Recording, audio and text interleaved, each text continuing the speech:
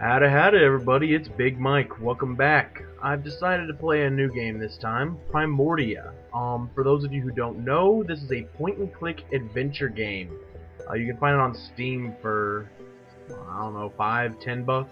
I got it on the Humble Bundle, so it was a pretty good deal. I'd never even heard of this game. All I know is a buddy walks up to me, he's like, "Hey, Mike, you should totally play this." I'm like, "What is it?" He goes, "It's a point-and-click adventure." I'm like Nancy Drew? He goes, "No, no, no, it's post-apocalyptic. It's got robots." And I'm like, "Okay, that's not something I've heard of before." I mean, kind of sounds like Fallout, but you don't really play as a robot in Fallout. So I decided to give it a shot. The first time I played through it, I didn't have internet, so I could not find out anything. Um, I don't even know if I got the good ending or not. I don't even know if there was a good ending. I had to play it entirely without internet. I couldn't look up any walkthroughs, so I had fun with it. I actually had a challenge.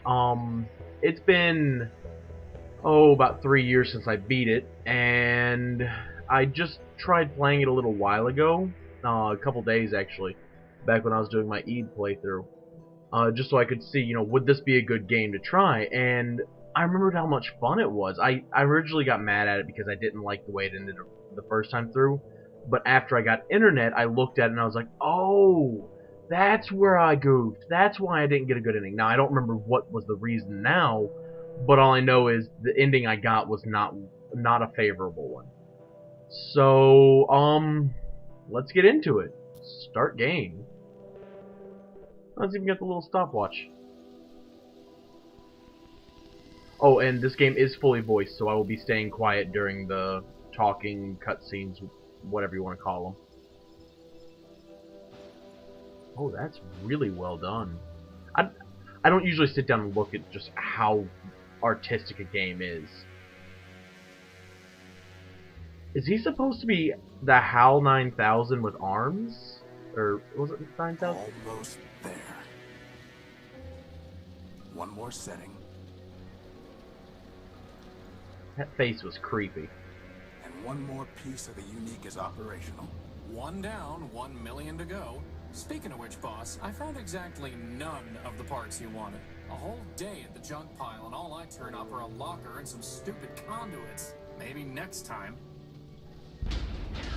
Boss, are you sure you got those settings right? That came from down in engineering. Let's go. Okay, so I can click around now. I'm getting a Jack and Daxter feel from these guys. Looks like that's Crispin. There's no time for that. Oh, there's no time for Crispin, apparently. Right click gives you more information about us, what you're pointing at. Left click makes you interact with it. Apparently there's no time for anything, so I just want to see what's here first. There's an exit that away. There's a hatch, chair. I guess I go down the hatch. Okay, so... Ooh, can I take... No time for that. There's no time for anything. You are impatient, good sir. Okay. This is an engineering... That's right, no, this is the recharge station. I do remember most of the ship, but you're not here for the whole game, so...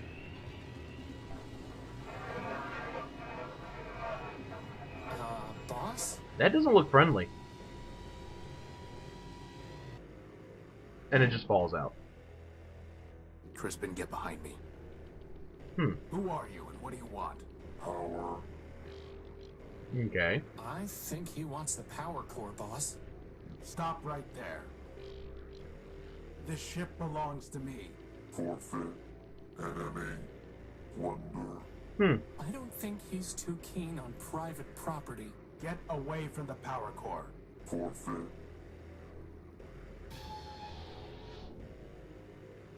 What's this guy got, like a lightsaber or something?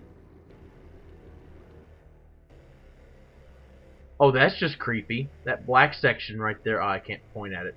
Looked like a giant mouth and... I don't know, it was just like he was screaming, just... Argh. Oh, and the ship's powered down. That thing looks... Why? Everything looks creepy, and... Is that one part a robot with its arms up in the air? I don't know. Boss? Boss? Horatio? Come on, Horatio, wake up! Oh. The name Horatio sounds familiar, but I'm not sure where from. Ooh, you're okay. What happened? Well, Big Ugly threw you out of the ship. And then he said plunder. Again. And then he left with our power core. Basad. Yep. How much charge have you got? 10%. You? I'll be fine. We just need to get the emergency generator up and running. Or we could just go to Metropole, city of glass and light. Free energy for one and all.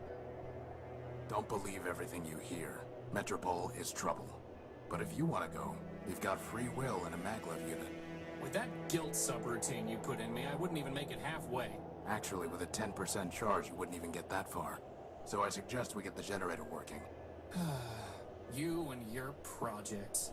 Man built us to build, Crispin. Now, come on.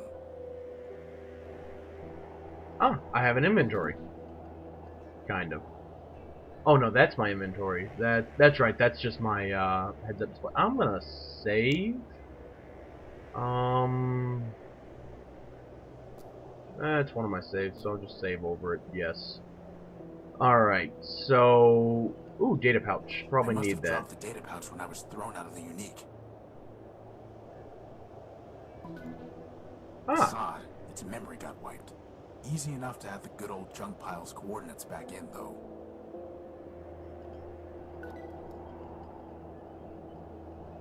what's this guy, like a space redneck? The good old junk pile. Anyway, I think Basad was just from what I've seen, Basad can be used for shit, damn. It was probably just put in there so that I think this game is only rated like PG-13 at best, and that's because You know, of. boss, if you're ever wondering what I would do, Shut up, feel free to Crispin. just ask. I'll keep that in mind.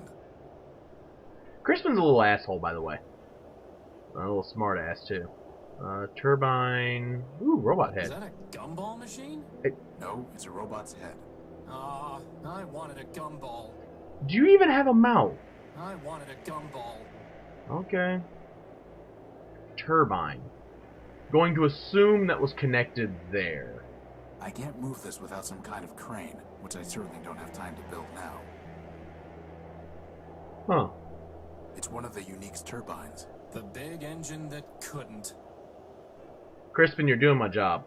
This isn't gonna work. There can't be two assholes. Crispin Horatio built, version 1. There'll be version 2 once I put some arms on him. He's my best and only friend. Horatio Belt. That's right. The way the names work in this is the creator of a robot gives the robot their first name, but their last name is always blank built, with the blank being the creator's name. So Horatio built, and I believe Horatio's name is null built, because he either doesn't know or rejected his build. I don't know exactly how that worked. I think there's some way to find out if you play through the story and get all of the little details. I will not be doing that because I am not insane. That takes a lot of work. Way more than I'm able to put in right now because I don't... There's so much hidden in this game that I'm not even going to attempt to find everything. I can't pick that up. I would hope you couldn't pick it up. I want to know... Now, I'm not a fancy engineer like you, boss, but it seems like the Unique isn't gonna fly without its tail on. This is true. I keep forgetting that right-click gives me information. A broken robot I dragged out of the junk pile. I salvaged the sarcasm coprocessor from it for Crispin. Yeah, it works great. Shut up, Crispin. Nothing worth salvaging. Okay. Does not appear that there's anything else here I can use right now. Even though I did say I have played this recently, I don't remember every little thing. I mean, I'll find some things easier, be glad for that, because I can promise you I've spent hours trying to figure out some of this. Like, when I first played through, look at this place. This all, you know, it looks really cool, and you would never realize that that was the thing. A sturdy cable. I have a cable now. I got a data pouch, and I have a cable. A good length of heavy-duty cable designed for carrying data. Okay, so that's like, what, Cat 20? I don't know. Plating. It's the Unique's tag. Without it, I'd have never known the ship's name. Apparently, building a giant airship doesn't require proper spelling.